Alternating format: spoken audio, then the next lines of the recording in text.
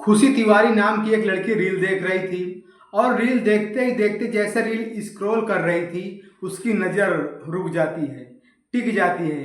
Reel में जो कि मध्य प्रदेश के जबलपुर का एक रिमझा गांव लगता है, वहां पर भागवत कथा चल रही थी। भागवत कथा के दौरान ही अनिरुद्धाचार्य जी, जो बहुत ही मशहूर कथावाचक होते हैं, उनसे एक व्यक्ति ने सवाल किया कि 18 एकड़ जमीन सर, और मेरी शादी नहीं हो रही है।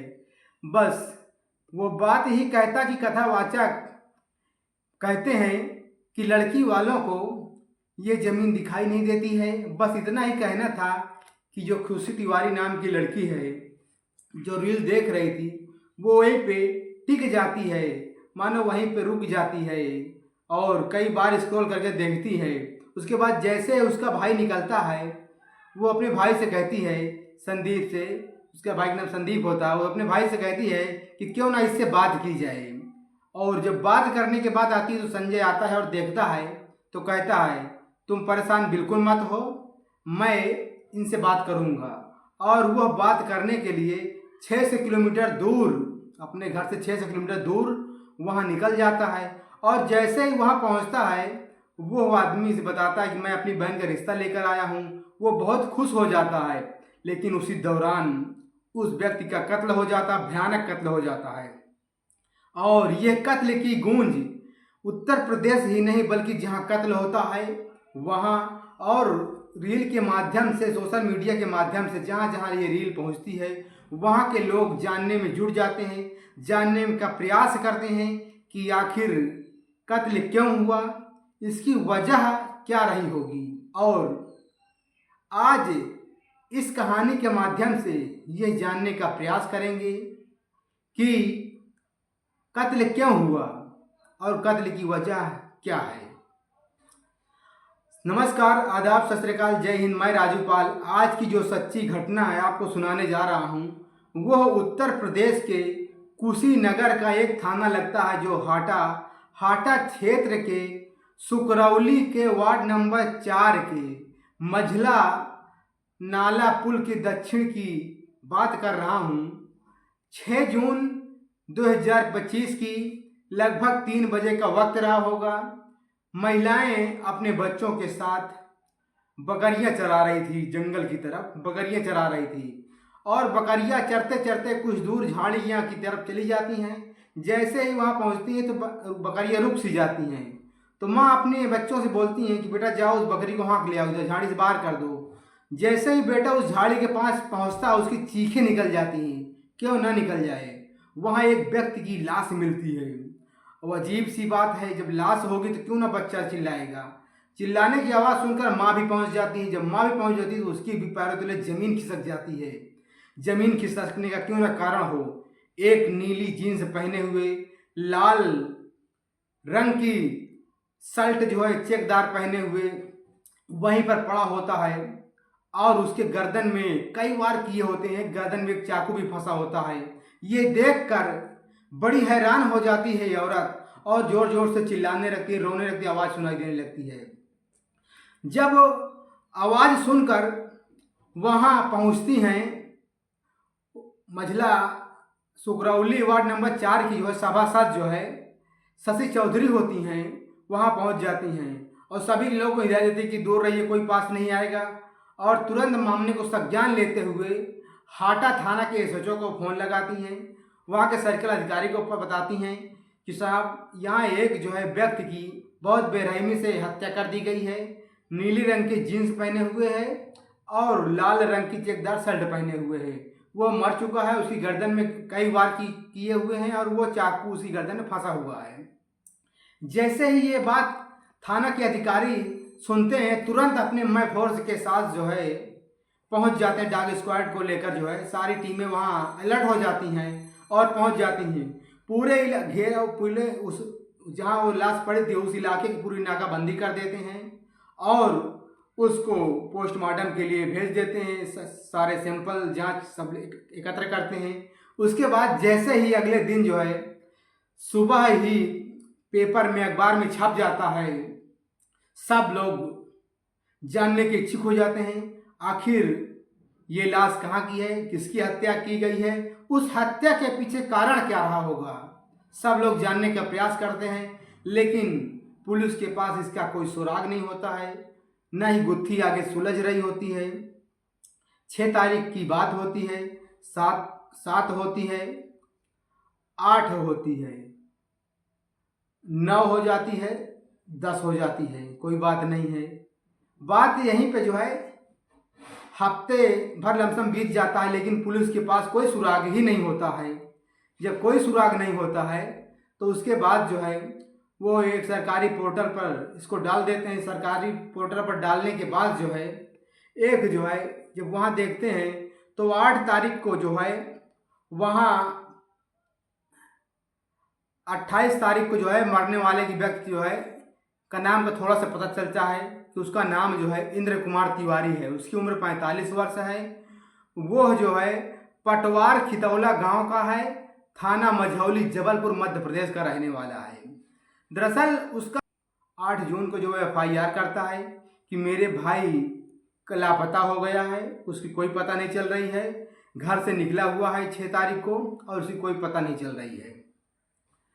जब इस बात को जो है लेकर जो है जांच पड़ताल किया जाता है, उसकी फ़ोन लोकेशन ट्रेस की जाती है, तो फ़ोन लोकेशन जब ट्रेस होती है तो उसमें 3 लोगों का नाम सामने आता है।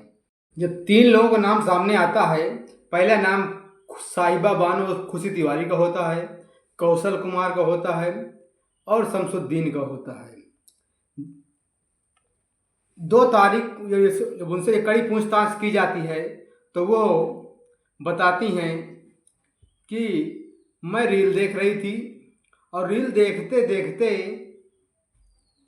अचानक एक रील सामने आती है जिसमें प्रसिद्ध कथावाचक अनिरुद्धाचार्य जी कहते हैं कि क्या लड़की वालों को ये ज़मीन दिखाई नहीं देती है, और बस वही ज़मीन को लेकर जो उसका पति होता है, जो कौशल कुमार वो भाई नहीं होता, दरअसल उसका पति होता है, वो ढोंग करते हैं।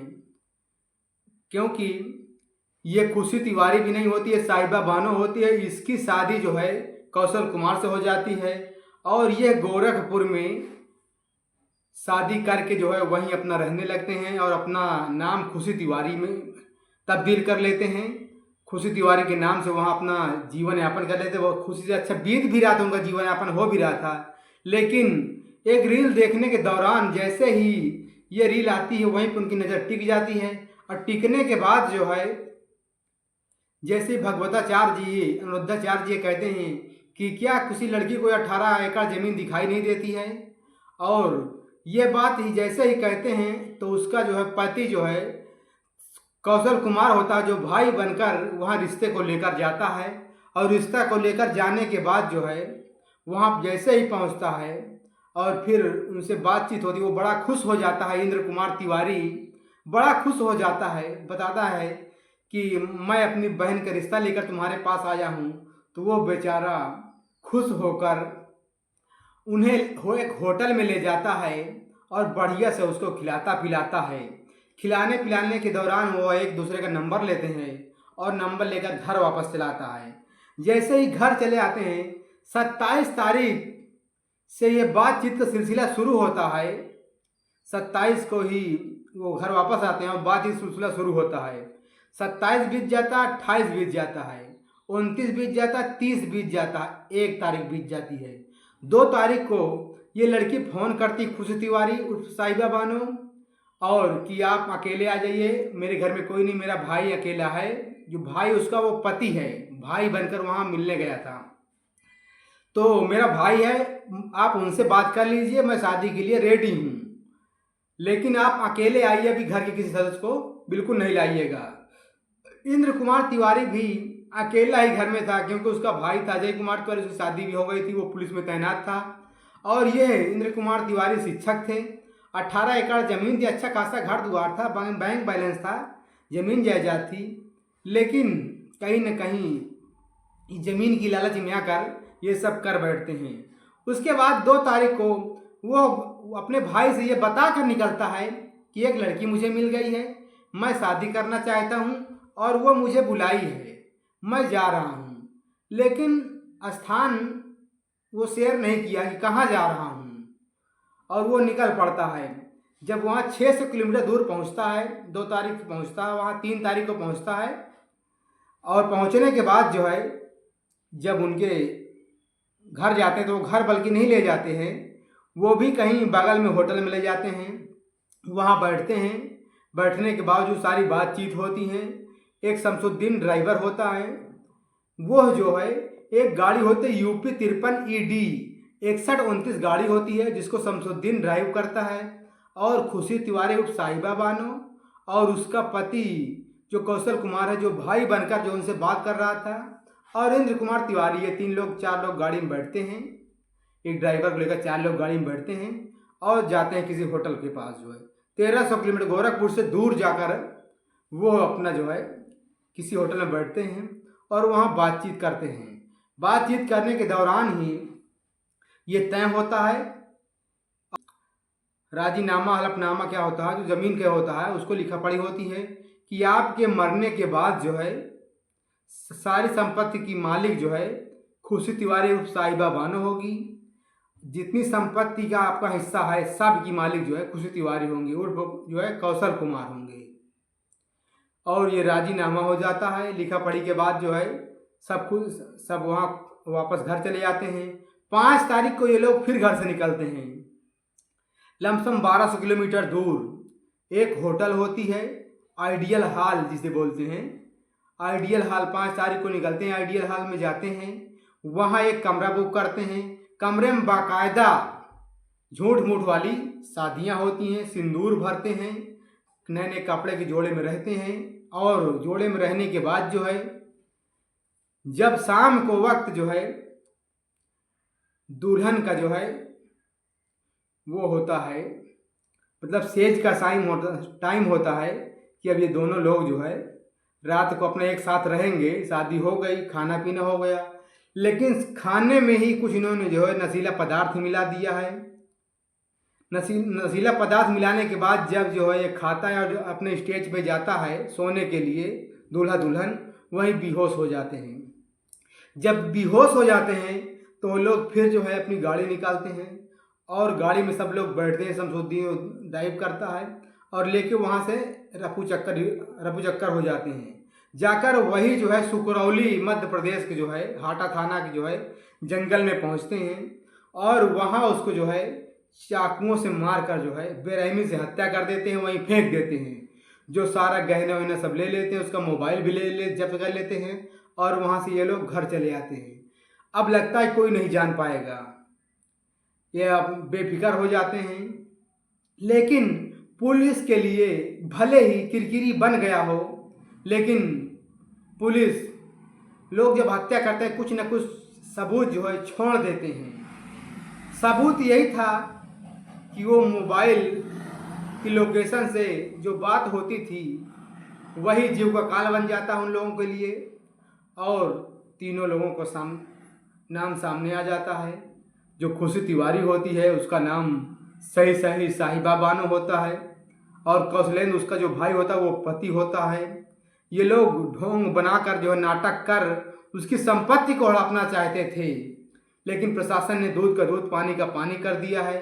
मैं प्रशासन को धन्यवाद देता हूँ कि हर काम बड़ी बाखूबी से निभाया जाए तो भारत का नाम गर्व से ऊंचा रहेगा, लेकिन हर काम इतनी बाखूबी से नहीं निभाया जाता है। अगर उसका भाई अजय कुमार तिवारी अपने गोरखपुर में जबलपुर में अगर वो FIR नहीं लिखाता तो शायद ये तथ्य जो है यहीं दब कर रह जाता। कोई जान पहचान ही न पाते उसको कि क्या नाम था उसका, क्या उसका मोबाइल नंबर था, कैसे उसकी हत्या हुई, किसने किया, ये राज ही रह जाता।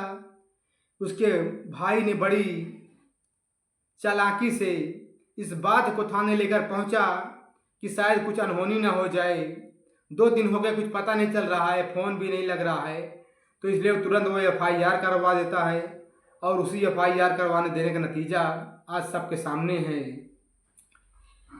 और लोग इतना गिर जाते हैं कि तुरंत 1 हफ्ते के अंदर सिलसिला चला और आनन फानन में सब कुछ कर दिया। जमीन जायदाद के चक्कर में जेल के सलाखों के पीछे चले गए, जिंदगी अपनी बर्बाद कर लिए।